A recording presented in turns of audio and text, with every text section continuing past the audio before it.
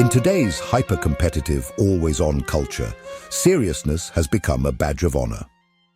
People wear their stress like a medal, brag about how little they sleep, and treat leisure as a luxury for the undisciplined.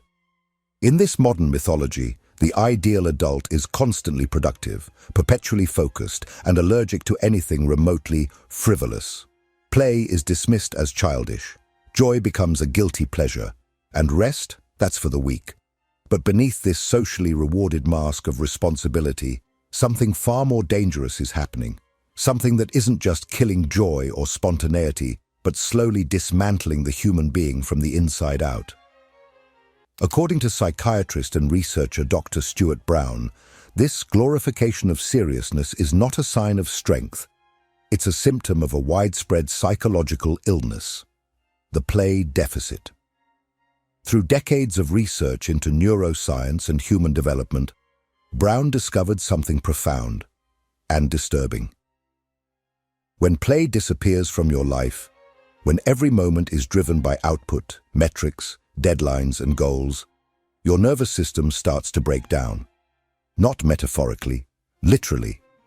Chronic stress, suppressed emotion, burnout, anxiety disorders, immune dysfunction, and even early mortality. These are just a few of the consequences of living in a perpetual state of urgency. This isn't about laziness. It's not about avoiding adult responsibility. It's about biology. Brown's research shows that play, real, purposeless, spontaneous engagement, is as essential to our health as sleep, food, or movement. Remove it, and the human organism begins to deteriorate in subtle but devastating ways. Cognitive flexibility declines, emotional regulation falters, creativity atrophies, and most tragically, life becomes flat, mechanical, technically alive, but existentially numb. The truth is, we have normalized a form of psychological self-destruction.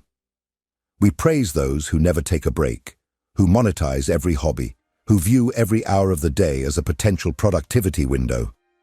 But no one was designed to operate this way. Children instinctively know how to play. So do animals. But adults? Adults rationalize their suffering as virtue. They confuse burnout with ambition, and they call their emotional exhaustion being responsible.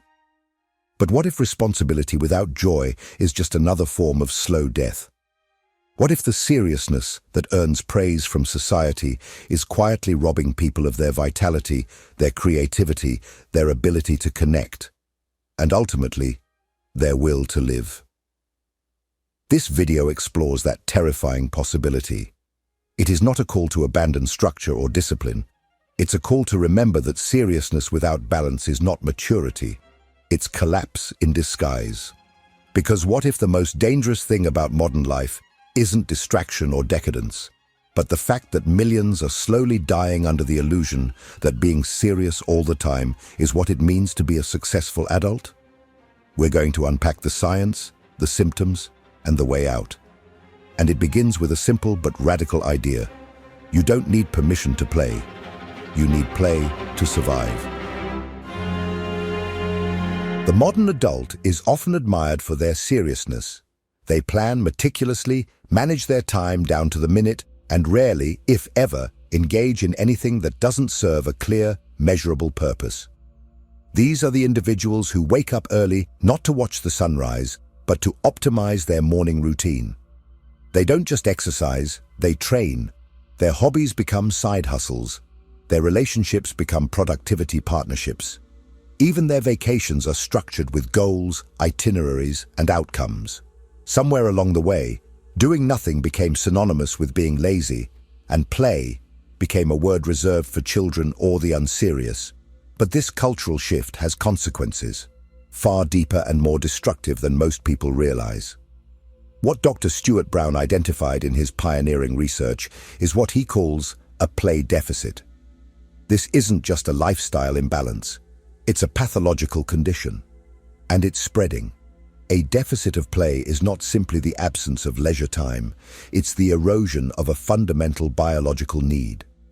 Brown's studies revealed that play is not optional. It is not a reward for productivity. It is not a break from real life, it is real life. Or more accurately, it is what makes life livable. When play disappears, the body and mind enter a state of psychological starvation. You can function, yes, but like a plant starved of sunlight, you begin to wither. In individuals suffering from a play deficit, Brown observed predictable patterns: emotional rigidity, anxiety, irritability, a constant sense of pressure, and an inability to experience joy without guilt. These people don't laugh spontaneously anymore. They don't move freely. They don't explore or create without purpose. Even their rest is restless. And when asked to simply do something fun, they freeze. They don't know how. Our culture glorifies this. It calls these people mature, disciplined, driven. But what they really are is depleted. They have been trained out of joy. And the longer this state persists, the more damage it inflicts, not just on individuals, but on society as a whole. Brown warns that this isn't a fringe problem, it's an epidemic, a silent crisis. The modern world has systematically stripped play from daily life.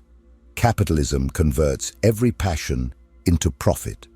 Hustle culture teaches that downtime is wasted time. Social media rewards performance over presence. And economic anxiety ensures that even moments of joy are haunted by guilt. I should be working. The result is a generation of adults who are profoundly disconnected from their own vitality. They don't need more discipline. They need to remember how to feel alive again. But how can you tell if you're suffering from a play deficit? What are the real signs that this invisible condition is slowly killing your inner life? That's exactly what we're going to explore next. Because the symptoms are everywhere, and chances are you've already felt them. If this content is making sense to you, click the subscribe button and subscribe to the channel. Thank you for your support. Most people don't realize they're drowning until the weight has already pulled them under. That's how the play deficit works. It creeps in quietly, disguising itself as maturity, productivity, and ambition. But beneath the polished surface of discipline lies a body and mind in slow deterioration. If you look closely, the symptoms are everywhere, etched into people's posture, habits, and even the way they speak. Physically, the body begins to revolt. Chronic muscle tension, especially in the neck, shoulders, and jaw, becomes the default state. Sleep becomes shallow and unsatisfying.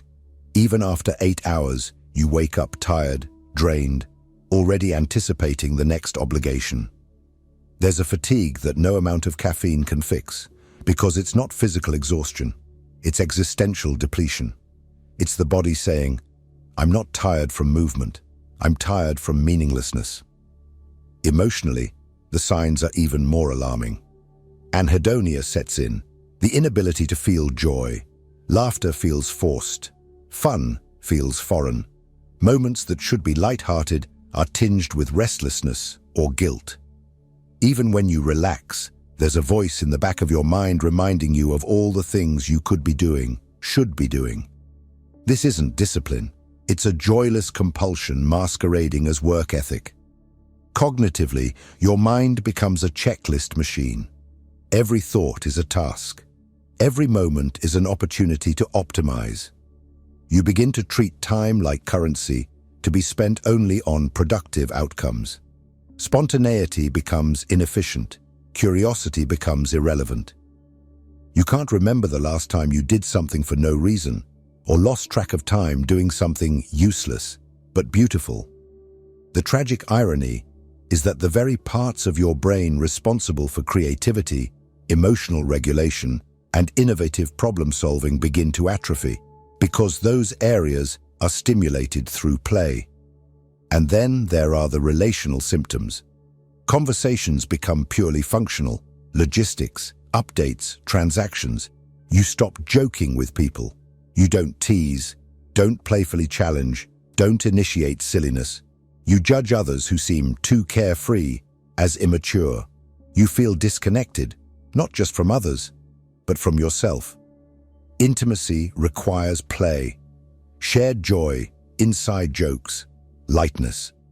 Without it, relationships become dry, mechanical, and eventually brittle. Perhaps the most dangerous symptom of all is this. You start to believe this is normal. You convince yourself that fun is for children, that joy is immature, that exhaustion is the price of being an adult. You start to wear your stress like armor, mistaking numbness for strength. But deep down, some part of you knows this isn't living, it's performing, and the cost is slowly catching up with you. But what's really going on beneath the surface? Why does the absence of play affect us so profoundly, down to the neurological and cellular level? What does science say about the biological consequences of a life without joy? In the next part, we dive into the hard science behind it all, because the cost of endless seriousness isn't just emotional, it's physiological. Your body was never designed to survive without play, and the research proves it. When we talk about play, most people think of it as a luxury, something extra, a frivolous indulgence to be enjoyed if and only if everything else is done. But what Dr. Stuart Brown discovered through decades of clinical observation and neuroscientific research is that play is not an accessory to health. It is a biological necessity, like sleep, like hydration, like oxygen. Remove play from the system, and everything begins to fall apart. Let's start with stress. The human nervous system is designed to shift between two states: the sympathetic nervous system, responsible for fight or flight, and the parasympathetic nervous system, responsible for rest and digest. A healthy life moves fluidly between these two modes, but when play is absent, the balance is lost. The body stays stuck in a state of low-grade chronic stress, constantly preparing to fight, flee, or freeze.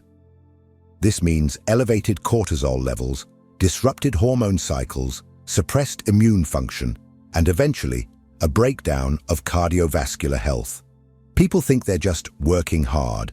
In reality, they're aging faster, getting sicker, and slowly burning out their biological systems. And then there's the brain. Play activates the prefrontal cortex, the region associated with decision-making, social behavior, and abstract thinking. It lights up neural circuits involved in imagination, problem-solving, and emotional regulation. Without regular engagement in play, these circuits begin to dim. People become more rigid in their thinking, less able to adapt to new situations, more prone to anxiety and depression. Creativity doesn't just dry up, it withers from disuse. More surprisingly, play has a direct effect on emotional intelligence. It's through play, especially social play, that we learn empathy, boundaries, cooperation, and trust. Children wrestle, tease, and invent scenarios not just for fun, but to develop critical relational skills. Adults, however, abandon this form of engagement in the name of professionalism and self-seriousness. The result? Emotional disconnection, the inability to read subtle social cues, the loss of humor and spontaneity in relationships. It's not that people become more mature when they stop playing. They become emotionally underdeveloped.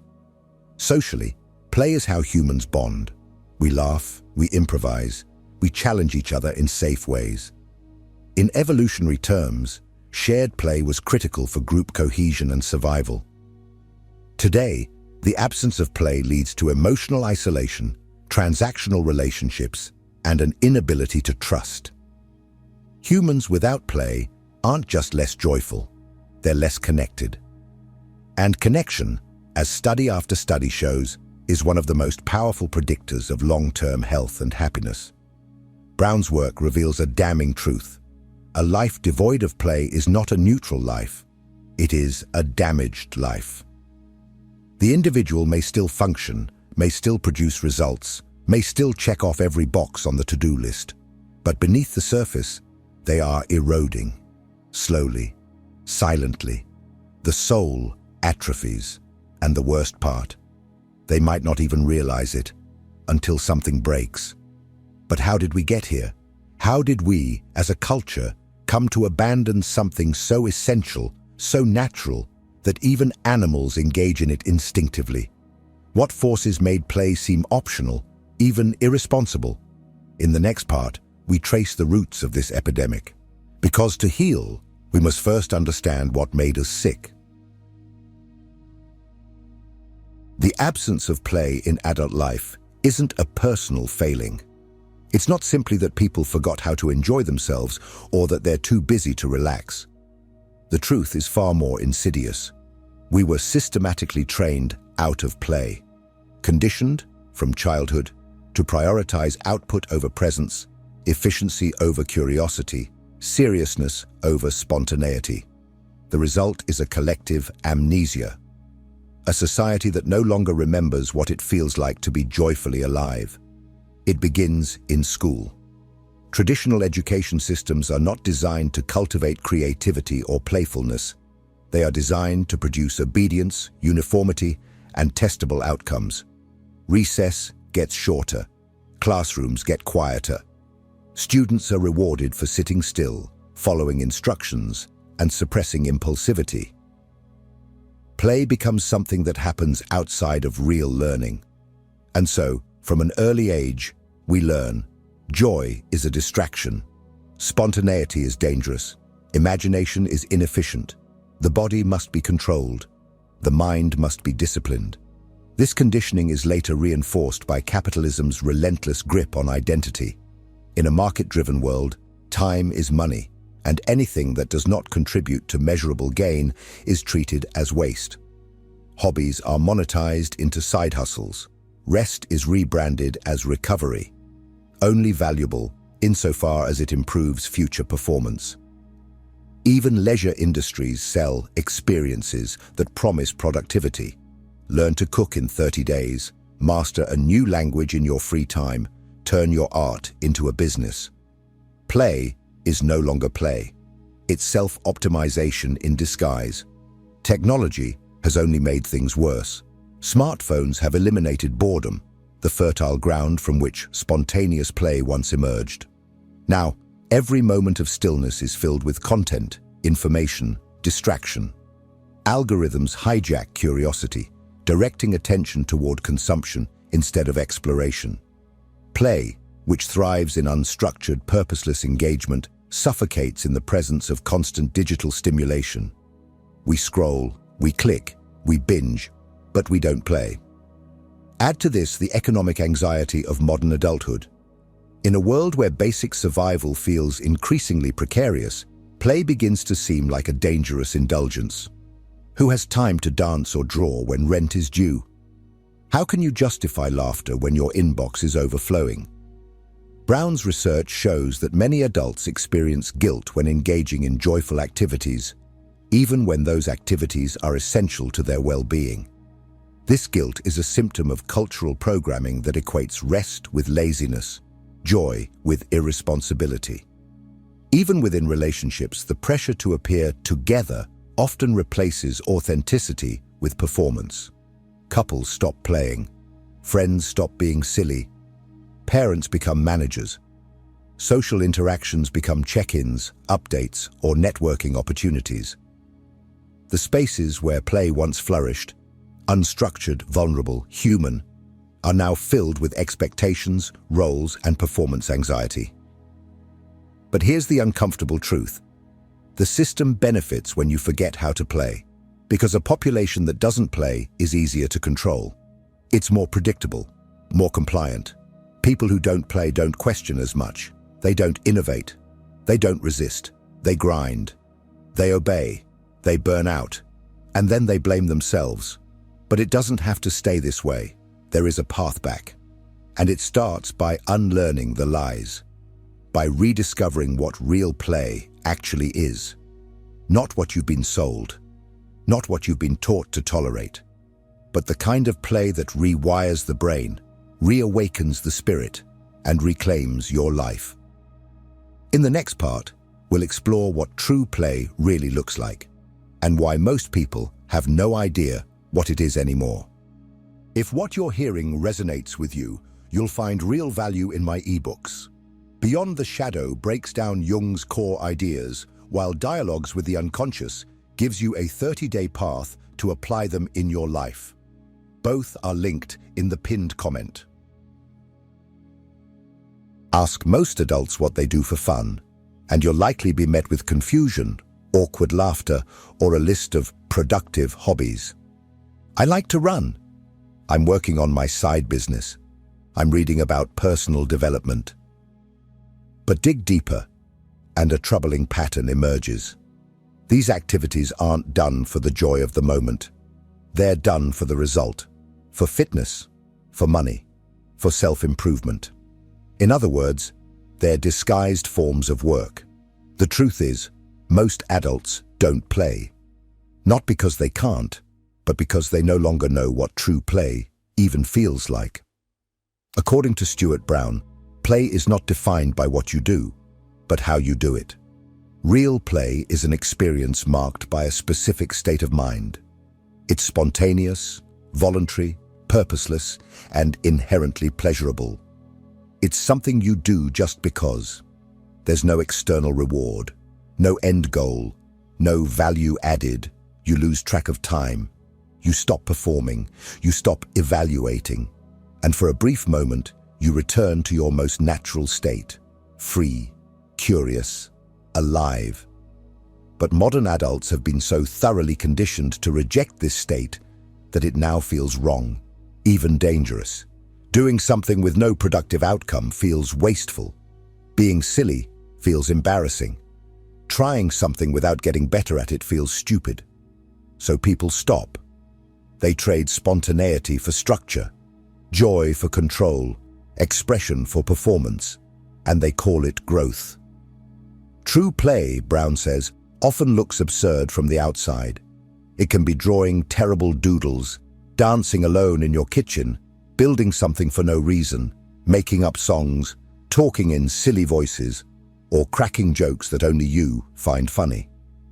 It can be deeply physical, like wrestling with your dog, or leaping into a lake with zero elegance. Or quietly creative, like building a miniature world in a notebook no one will ever see. What matters isn't the form, it's the spirit. What isn't play? Activities done to achieve something. Exercise done only to burn calories. Hobbies pursued only for monetization. Games played only to win. Content consumed passively out of boredom. Even sex, in its most performative and self-conscious forms, can lose its playfulness and become another domain of evaluation and pressure. In a world obsessed with outcomes, true play is radical. It says, I don't need a reason. And that is terrifying for people whose entire sense of identity is built around justification. Brown found that those suffering from a play deficit often need permission to play, as if joy is something that must be earned. They ask, what's the point? But that's the point. There isn't one. And that's why it heals. Reintroducing play into your life isn't about becoming childish. It's about reclaiming something essential you were trained to abandon. It's about rewiring your brain to tolerate joy without guilt, to embrace imperfection without shame, and to connect with yourself and others without needing a script. But theory alone isn't enough.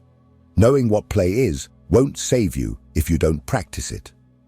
In the next part, we'll explore how to rebuild your play muscle with concrete, practical steps that can reawaken joy, spontaneity, and vitality in a life that's forgotten how to breathe. You cannot think your way back into aliveness. You cannot analyze your way into joy. Play is not an idea, it is a behavior. And like any behavior, it must be practiced, not merely understood. If you've spent years, maybe decades, locked in a state of chronic seriousness, productivity addiction, and emotional suppression, you're not going to snap your fingers and suddenly become playful again. But you can begin. And that beginning, however small, however awkward, is the most important step you will ever take toward becoming human again. Stuart Brown offers several powerful practices for recovering your lost capacity for play. The first is deceptively simple. Revisit your play history. Go back in your memory to childhood, adolescence, even early adulthood, and ask yourself, when did I feel most alive? What were you doing when you lost track of time? When you laughed uncontrollably? When you created something with no thought of who would see it? List those moments, study them, look for patterns. Then choose one to revive, not for performance, not to get better at it, but to remember how it felt to do something that made your spirit move. Second, schedule a no-purpose hour every week. 1 hour where you are forbidden, yes, forbidden, to do anything productive. No monetization, no performance, no benefit. Use this hour to play in the most absurd, private, non-useful way possible. Build something terrible. Doodle nonsense. Watch stand-up. Play a silly game. If you feel guilty while doing it, good. That guilt is the muscle of your play deprivation being stretched. Keep going. Third, practice daily playful rebellion. Once a day, break the script, dance in the kitchen, make a stupid face in the mirror, speak in a bad accent for 5 minutes, tell a joke with no punchline. These small acts are not childish. They are micro-resistances to a culture that wants to keep you mechanized, robotic, obedient. Every playful act is a crack in the wall of seriousness that surrounds you. Eventually, those cracks become openings. Fourth, protect play the same way you protect your responsibilities. Create a protected play date with yourself or others. Block it in your calendar and honor it like a meeting with your boss. Do something just because it's fun, not relaxing, not enriching. Fun. Take it seriously. And by that, we mean refuse to cancel it for anything less than an emergency. Fifth, laugh on purpose. Inject deliberate humor consumption into your day. 10 minutes minimum. Watch your favorite comedy special. Read a ridiculous Reddit thread. Listen to a podcast that makes you snort laugh in public. Your laugh muscles have been atrophied by a culture of tension. You must train them back into strength. Sixth, reduce the stakes of everything.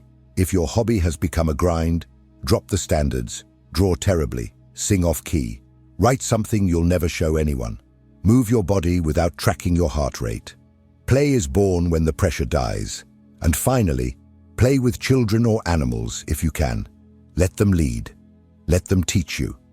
They have not yet forgotten what you've been trained to suppress. Their spontaneity, their absurdity, their inability to explain why they're doing something. That is your roadmap home. None of this is optional. None of this is luxury. This is survival. You are not a machine. You are not a productivity algorithm wrapped in flesh.